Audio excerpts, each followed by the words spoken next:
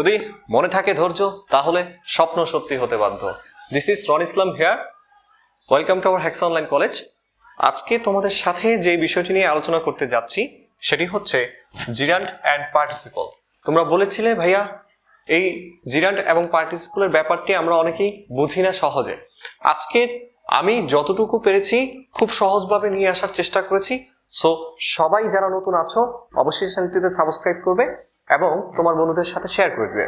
ওকে, তাহলে দেখো আমরা আজকে পড়বো জিরান্ড অ্যান্ড পার্টিসিপল। আমি এক পাশে দিয়েছি জিরান্ড আর এক পাশে দিয়েছি পার্টিসিপলের ব্যাপারটি। তো এখন জিরান্ড কাকে বলে যদি বলা হয় সেটি আগে শিখে নেই। জিরান্ড হচ্ছে যখন ভার্বের সাথে আইএনজি যুক্ত হয়ে সেটা নাউনের মতো কাজ করবে তখন সেটাকে বলবো আমরা জিরান্ড অথবা ভার্বাল নাউন। ঠিক আছে, আবার বলছি কারণ কথাটি খুবই গুরুত্বপূর্ণ। দেখো, যদি ভার্বের সাথে আইএনজি যুক্ত হয়ে সেটা নাউনের মতো কাজ করে তখন সেটাকে বলি আমরা জিরান্ড অথবা নাউন অথবা ভার্বাল নাউন। নামগুলো তুমি খাতায় লিখে নাও, তোমার উপকার হবে। ঠিক আছে, আর পার্টিসিপল হচ্ছে যে ভার্বের সাথে আইএনজি যুক্ত হবে কিন্তু সেটা অ্যাডজেক্টিভের ন্যায় কাজ করবে। ঠিক আছে, তাহলে ভার্বের সাথে আইএনজি যুক্ত হয়ে যিনি অ্যাডজেক্টিভের ন্যায় কাজ করে তখন সেটাকে বলে থাকি আমরা পার্টিসিপল। পার্টিসিপল সর্বদাই হচ্ছে চলমান অবস্থাকে প্রকাশ করে আর জিরান্ড সর্বদাই হচ্ছে স্থির অবস্থাকে প্রকাশ করে। তুমি এই কথা দুটি মাথায় রাখো, তাহলে অনেকটা তোমার জন্য সহজ হয়ে যাবে একটু পর। ওকে, তাহলে আমরা আরো সহজভাবে শিখি যে হচ্ছে জিরান্ড কোথায় কোথায় দেখলে আমরা ভাববো যে না আমরা আনসার করবো এটা হচ্ছে জিরান্ড। ঠিক না? মানে কোন জায়গায় ভার্বের সাথে আইএনজি থাকলে সেটাকে কখন আমরা জিরান্ড বলবো, শর্ট টেকনিকে শিখি। খাতা নাও, খাতা একটু নোট দাও। 5টা পজিশনে জিরান্ড বসতে পারে। কয়টা পজিশনে? 5টা। তো দেখো, ভার্বের সাথে আইএনজি যখন হচ্ছে সাবজেক্ট আকারে বসে তখন সেটাকে বলবো আমরা জিরান্ড। আবার বলছি, যখন ভার্বের সাথে আইএনজি যুক্ত থাকবে অর্থাৎ জিরান্ড সর্বপ্রথমই হচ্ছে কি আকারে বসতে পারে? সাবজেক্ট আকারে। যদি ভার্বের সাথে আইএনজি যুক্ত হয়ে সেটি সাবজেক্ট আকারে বসে তখন সেটাকে বলবো আমরা জিরান্ড। তো আমরা একটু উদাহরণ দেখি। দেখো, reading is an excellent habit. তাহলে দেখো তো, এই যে রিডিং ভার্বের সাথে আইএনজি যুক্ত আছে, তো এখন এটা কি আকারে বসছে? রিডিং, এটা সাবজেক্ট, তারপরে হচ্ছে ইজটা হচ্ছে ভার্ব, তারপরে যা আছে তা থাক, এক্সটেনশন অথবা অবজেক্ট। ঠিক আছে, তাহলে আমার সাবজেক্ট কোনটা? দেখো, এই যে রিডিং, রিডিং ভার্বের সাথে আইএনজি, তাহলে এটা হচ্ছে কি জিরান্ড। যেহেতু সাবজেক্ট আকারে বসেছে ভার্বের সাথে আইএনজি সেহেতু এটাকে আমরা বলবো জিরান্ড। ওকে, এরপর দেখো আরেকটি উদাহরণ দিচ্ছি যে ওয়াকিং দেখো is called the best exercise. তাহলে ভার্বের সাথে আইএনজি যুক্ত হয়ে এটা কি আকারে বসলো? সাবজেক্ট আকারে। এরপরে আছে কি ভার্ব, এরপরে যা থাক সেটা অবজেক্ট না হয় এক্সটেনশন। তাহলে সাবজেক্ট আকারে বসেছে কে? ভার্বের সাথে আইএনজি। যখন ভার্বের সাথে আইএনজি দেখবা সাবজেক্ট আকারে বসছে সেটাকে কিসে আনসার করবো আমরা? জিরান্ডে। ওকে, এবার চলো দ্বিতীয় পজিশনটি আমরা দেখে নেই। দ্বিতীয় পজিশনটি হচ্ছে যখন ভার্বের সাথে আইএনজি যুক্ত হয়ে সেটি অবজেক্ট আকারে বসে তখনও সেটিকে বলবো আমরা জিরান্ড। আবার বলছি, যখন ভার্বের সাথে আইএনজি যুক্ত হয়ে অবজেক্ট আকারে বসবে সেটিকে কি বলবো আমরা? জিরান্ড। তাহলে একটু খেয়াল করি, দেখো এখানে সাবজেক্ট হচ্ছে ইউ। ঠিক আছে, ওকে, তারপর দেখো ভার্ব হচ্ছে কি প্র্যাকটিস। ভার্বের পর কি যেন বসে? অবজেক্ট। তাহলে দেখো তো অবজেক্টটা কি আকারে বসেছে? ভার্বের সাথে আইএনজি যুক্ত হয়ে বসেছে। যেমন ইউ শুড প্র্যাকটিস ওয়াকিং। তাহলে যেহেতু এই ওয়াকিংটা অর্থাৎ ভার্বের সাথে আইএনজিটা অবজেক্ট আকারে বসেছে সেহেতু এই অংশটাকে বলবো আমরা জিরান্ড। ঠিক আছে, আশা করি বুঝেছো। তারপর এরকম আরো উদাহরণ হতে পারে, you should ignore smoking. You should give up smoking. দেখো গিভ আপ স্মোকিং, তো স্মোকিংটা অবজেক্ট আকারে বসেছে সেহেতু সেটা হচ্ছে কি জিরান্ড। ওকে, এরপর থার্ড পজিশন হচ্ছে, খুব ভালো করে দেখো, প্রিপজিশনের পর ভার্বের সাথে আইএনজি থাকলে সেটাকে বলে থাকি আমরা জিরান্ড। আবার বলছি, প্রিপজিশনের পর ভার্বের সাথে আইএনজি থাকলে সেটাকে কি বলে থাকি আমরা? জিরান্ড। তাহলে সেটা কিভাবে একটু দেখো, এই যে বাই, বাই হচ্ছে কি একটা প্রিপজিশন। যেহেতু প্রিপজিশন, তো প্রিপজিশনের পর ভার্বের সাথে আইএনজি আছে, যেমন বাই ওয়ার্কিং হার্ড। আচ্ছা, এখানেও ওয়ার্কিংটা হচ্ছে কি আমার জিরান্ড। এরপর the customer গ্রিউ tired of waiting. দেখো অফটা হচ্ছে প্রিপোজিশন, প্রিপোজিশনের পর কি আছে আমার, প্রিপোজিশনের পর দেয়া আছে যে ভার্বের সাথে আইএনজি, তাহলে সেটা হচ্ছে কি আমার জিরান। ঠিক আছে, ওকে। এরপর দেখো ফোর্থ ওয়ান হচ্ছে এটা হচ্ছে কমপ্লিমেন্ট আকারে বসতে পারে। কি আকারে বসতে পারে? কমপ্লিমেন্ট। তোমরা একটু লিখে নাও কমপ্লিমেন্ট। ওকে, কমপ্লিমেন্টটা কি সেটা কিন্তু আমরা পূর্ববর্তী ভিডিওতে দেখিয়েছিলাম যে কমপ্লিমেন্ট আর অবজেক্টের মধ্যে পার্থক্যটা কি, তোমরা যারা দেখোনি অবশ্যই দেখে নিবে। তাহলে দেখো কমপ্লিমেন্ট আকারে যদি ভার্বের সাথে আইএনজি বসে এবং সেটা কাকে নির্দেশ করবে? কোনো নামকে বোঝাবে। ভালো করে শুনে রাখো, কাকে নির্দেশ করবে? কোনো নামকে নির্দেশ করবে। যদি নাম বোঝায় তখন সেটাকে বলবো আমরা জিরান। তো দেখো নামগুলো কি হতে পারে? রিডিং পড়া, রাইটিং লেখা, ওয়াকিং হাঁটা, রাইডিং চড়া, এগুলো হচ্ছে কি আমার নাম। ঠিক আছে, তো এগুলো যখন কমপ্লিমেন্ট আকারে বসবে তখন সেটিকে বলবো আমরা জিরান। আমি কিন্তু নামগুলো লিখে দিয়েছি যাতে তোমাদের জন্য সহজ হয়ে যায়। তাহলে দেখো হিজ প্রফেশন ইজ টিচিং। আচ্ছা, এখন দেখো তার প্রফেশনের নামটা কি? তার প্রফেশনের নামটা হচ্ছে টিচিং, শিক্ষকতা। ঠিক আছে, তাহলে এটা হচ্ছে কিন্তু আমার এখানে জিরান। ওকে, এরপর দেখো সিং ইজ বিলিভিং। আচ্ছা, যা দেখা হয় তাই তো বিশ্বাস করা হয়। কমপ্লিমেন্ট যদি একই ভার্ব থেকে আরেকটি ভার্বের উৎপত্তি হয় তখন সেটাকে বলে থাকি আমরা কমপ্লিমেন্ট। ঠিক আছে, যেমন আমরা পড়েছিলাম যে হানি টেস্ট সুইট। হানি মানে মধু আর সুইট মানে হচ্ছে মিষ্টি, তো মধু তো মিষ্টি হওয়ার কথাই, সেটা কিন্তু আমরা দেখিয়েছিলাম। ঠিক আছে, কমপ্লিমেন্ট। তো এই হচ্ছে আমার বিলিভিং, এখানে হচ্ছে কমপ্লিমেন্ট। ওকে, এরপর তোমরা এই চারটি নিয়মে একটা জিনিস বা একটা টেকনিক ব্যবহার করতে পারো। তো সেই টেকনিকটা কি? দেখো টেকনিকটার নাম হচ্ছে ইট টেকনিক। তো এই টেকনিকটা কিভাবে ব্যবহার করবে একটু দেখো। আমি যদি বলি যতগুলো ভার্বের সাথে আইএনজি আছে সেই ভার্বগুলোর আইএনজি যুক্ত ভার্বটা উঠিয়ে দিয়ে যদি ইট ব্যবহার করা যায় এবং ইট ব্যবহার করলে বাক্য তার পূর্ণতা পায় তখন সেটাকে বলবো আমরা জিরান। তো সেটা কিভাবে একটু দেখো। এই যে reading is an excellent habit. আচ্ছা, রিডিংটা উঠিয়ে দিই, আমি এখানে বলি it is an excellent habit. এটা হয় কি একটা চমৎকার একটা অভ্যাস, হয় না? বাক্য কিন্তু হচ্ছে, তাহলে এই রিডিংটা হচ্ছে এখানে কি আমার জিরান। তারপর দেখো ওয়াকিংটা আমি উঠিয়ে দিব। তো ওয়াকিংটা উঠিয়ে দিয়ে আমি কি বললাম যে it is called the best exercise. তাহলে দেখো তো ইট টেকনিক ব্যবহার করার ফলে আমার বাক্যটা কিন্তু হচ্ছে, তাহলে এটা হচ্ছে কি আমার ওয়াকিংটা হচ্ছে এখানে জিরান। এরপর দেখো ইউ শুড প্র্যাকটিস ইট, হয় কি না? হচ্ছে কিন্তু, তাহলে এই ওয়াকিংটা হচ্ছে কি এখানে জিরান। ইউ শুডেন্ট প্র্যাকটিস স্মোকিং, তাহলে দেখো ইউ শুডেন্ট প্র্যাকটিস ইট, তাহলে কিন্তু সেটাও হচ্ছে। ঠিক আছে, ওকে। তারপর এখানে হচ্ছে সব ক্ষেত্রে কিন্তু হবে না।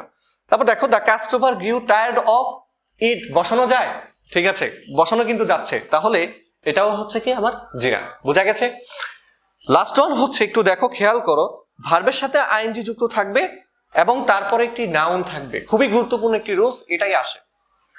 ভার্বের সাথে আইএনজি যুক্ত থাকবে এবং তারপরে আবার আরেকটি নাউন থাকবে এবং সেটা প্রকাশ করবে, জন্য অর্থ প্রকাশ করবে এবং সর্বদাই জিরান স্থির অবস্থাকে প্রকাশ করে থাকে। তো আমরা একটু দেখি ওয়াকিং স্টিক, একটু ভালো করে খেয়াল করো। এই যে স্টিক, এটা হচ্ছে কি একটা নাউন। আমরা বলেছিলাম না যে একটা নাউন থাকবে, নাউনের আগে কি থাকবে? ভার্বের সাথে আইএনজি। দেখো তো নাউনের আগে কি আছে? ভার্বের সাথে আইএনজি যুক্ত আছে।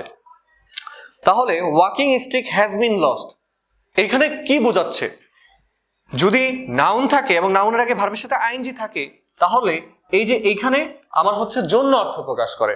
হাঁটার জন্য হাঁটার জন্য লাঠিটি হারিয়ে গিয়েছে। দেখো আমার কিন্তু আমি হাঁটতে ছিলাম বা চলতে ছিলাম, লাঠিটা হারাইতে ছিল, এরকম অর্থ কিন্তু প্রকাশ করেনি। যেহেতু চলমান অবস্থা প্রকাশ করেনি, জন্য অর্থ প্রকাশ করেছে বা স্থির অবস্থাকে প্রকাশ করেছে, সেহেতু এখানে ওয়াকিংটা হচ্ছে আমার জিরান। Walking stick has been lost, হাঁটার জন্য লাঠিটা হারায় গেছে। ঠিক আছে, তাহলে ওয়াকিংটা হচ্ছে কি আমার জিরান। মন থাকবে? যেমন this is a walking street, আমরা যদি বলি this is a walking street, এটা হচ্ছে যে একটা মানে হাঁটার জন্য রোড। ঠিক আছে, এরকম হাঁটার জন্য রাস্তা। তাহলে এগুলো হচ্ছে কি আমার জিরান। এই ছিল আমার জিরানের 5টি পজিশন। ঠিক আছে, তাহলে এই 5টি পজিশনে যদি ভার্বের সাথে আইএনজি থাকে এবং সেটা যদি স্থির অবস্থাকে প্রকাশ করে থাকে তখন সেটাকে আমরা কি বলবো? জিরান্ড। ঠিক আছে, এবার চলো পার্টিসিপলের ব্যাপারটি একটু দেখি। পার্টিসিপলকে অন্য কথায় বলে থাকি আমরা অ্যাডজেক্টিভ। যদি অপশনে পার্টিসিপল ওয়ার্ডটি দেয়া না থাকে তখন সেক্ষেত্রে আমরা ইউজ করব অ্যাডজেক্টিভে আনসার করব। ঠিক আছে, পার্টিসিপল সর্বদাই হচ্ছে চলমান অবস্থাকে প্রকাশ করে। আর পার্টিসিপলকে আমরা তিনটা ভাগে ভাগ করতে পারি। আমি কিন্তু বলি নাই জিরান্ডের কত প্রকার, কিন্তু পার্টিসিপলের বিশেষ কিছু প্রকারভেদ আছে। পার্টিসিপলকে আমরা তিনটা ভাগে ভাগ করি।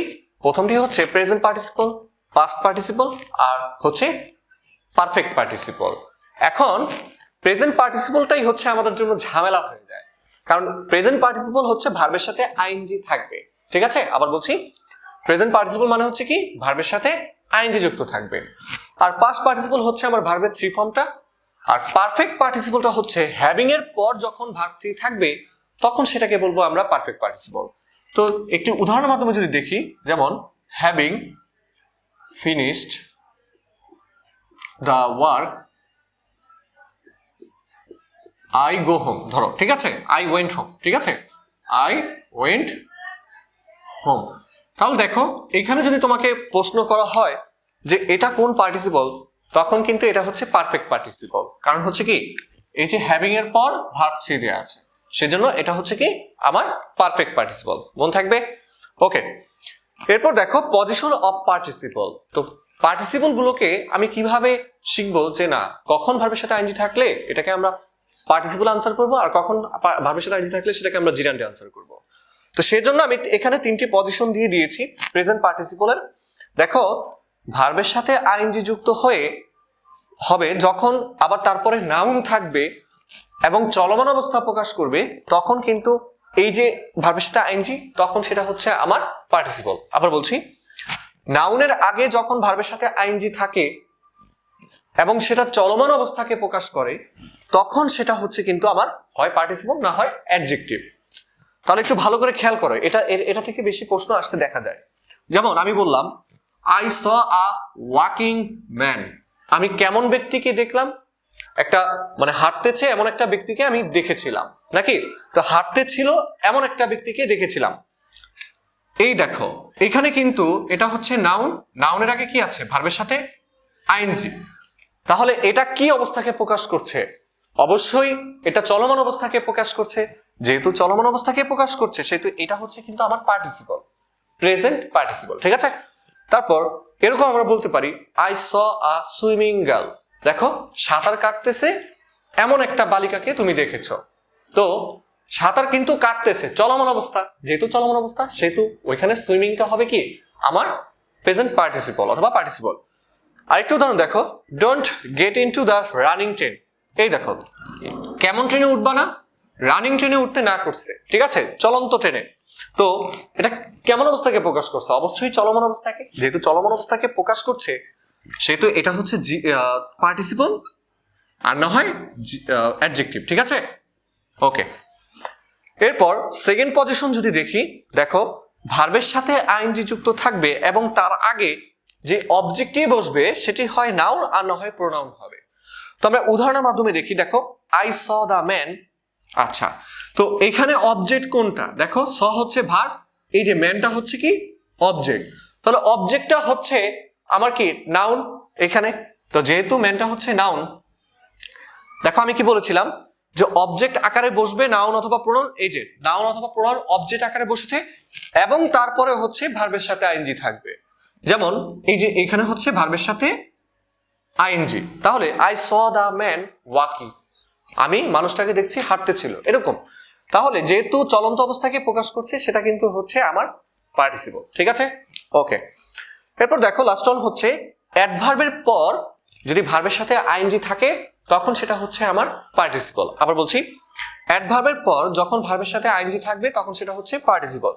তো যেমন ট্রুলি স্পিকিং দ্য ম্যাটার। তো একটু দেখো ট্রুলি এটা কি? এটা হচ্ছে অ্যাডভার্ব, যেহেতু ভার্বের সাথে অ্যালয় যুক্ত আছে সেহেতু এটা হচ্ছে কি আমার adverb. Truly speaking the matter, truly হচ্ছে অ্যাডভার্ব আর স্পিকিং হচ্ছে কি ভার্বের সাথে এখানে আইএনজি। তাহলে আমরা কি বলেছিলাম যে অ্যাডভার্বের পর যদি ভার্বের সাথে আইএনজি থাকে তখন সেটাকে বলি আমরা পার্টিসিপল। তাহলে এখানে স্পিকিংটা হচ্ছে কি পার্টিসিপল। ঠিক আছে, ওকে, এই ছিল আমার জিরান্ড এবং পার্টিসিপলের সম্পূর্ণ বিষয়টি। যদিও তারপরে কোনো সমস্যা হয় তাহলে অবশ্যই আমাকে জানাবেন কমেন্টের মাধ্যমে, আর যাদের ভিডিওটি ভালো লাগবে অবশ্যই কমেন্ট করে জানাবেন। আর আমি কুমিল্লা রানীর দিকের পার আছি, কুমিল্লা রানীর দিঘি ওমেন্স কলেজ রোড। যারা বেঁচে এসে পড়তে চাচ্ছেন তারা অবশ্যই আমার সাথে যোগাযোগ করতে পারেন। আমার লিঙ্ক ডিসক্রিপশনে আমার পরিচয় এবং কন্ট্যাক্ট নাম্বার দেওয়া আছে, সেখানে যোগাযোগ করলেই হবে। এখানে আমি আপনাদের জন্য একটি কুইজ প্রোগ্রাম রেখেছি, সেটি অবশ্যই যারা ভিডিওটি দেখেছেন সবাই আনসার করে দিবেন যে এই রোলিং স্টোন গেদার্স নো মোস। আচ্ছা, ঘূর্ণায়মান পাথরে কি হয় না, সেগুলা জমে না, ঠিক আছে? এটা কিন্তু এরকম না, এটা হচ্ছে সুস্থ মস্তিষ্ক ব্যতীত উন্নতি সাধিত হয় না, প্রবাদ বাক্য। তো এই যে এখানে রোলিং, এই রোলিংটা কি জিরান্ড নাকি অ্যাডজেক্টিভ, সেটি আপনারা কমেন্ট বক্সে আনসার করে জানিয়ে দেবেন, ঠিক আছে? ওকে, ধন্যবাদ।